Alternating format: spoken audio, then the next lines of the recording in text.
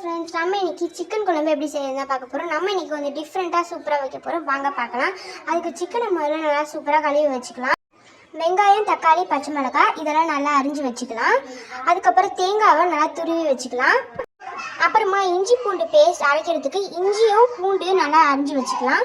அதுக்கப்புறம் ஸ்பைசஸ்லாம் நல்லா எடுத்து வச்சுட்டு அதெல்லாம் போட்டு எண்ணெயில் போட்டு தாளித்து எடுத்துக்கலாம். வெங்காயம் போட்டு நல்லா தாளிச்சுக்கலாம்.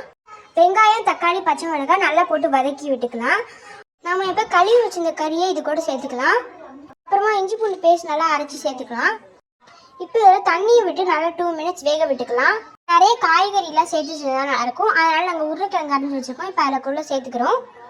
இப்போ இதில் நல்லா மிளகாத்தூள் உங்களுக்கு தேவையான அளவு சேர்த்துக்கோங்க.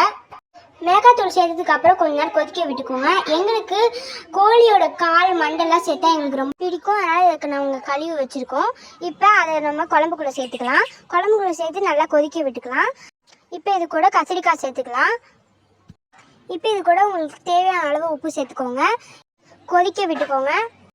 இப்போ இது கூட தேங்காய் பேஸ்ட்டை அரைச்சி நல்லா அது கூட சேர்த்துக்கோங்க. நல்லா கலந்து விட்டு நல்லா கொஞ்ச நேரம் கொதிக்க விட்டுக்கோங்க. இப்போ இது கூட கொத்தமல்லி சேர்த்துக்கோங்க. கொத்தமல்லி சேர்த்து நல்லா கலந்து விட்டுக்கோங்க. அதை நல்லா கொதிக்க விட்டுட்டு அவ்வளோதான், நம்மளோட குழம்பு ரெடி. நல்லா டேஸ்ட்டாக இருக்கும். நீங்களும் ட்ரை பண்ணி பாருங்கள். தேங்க்யூ.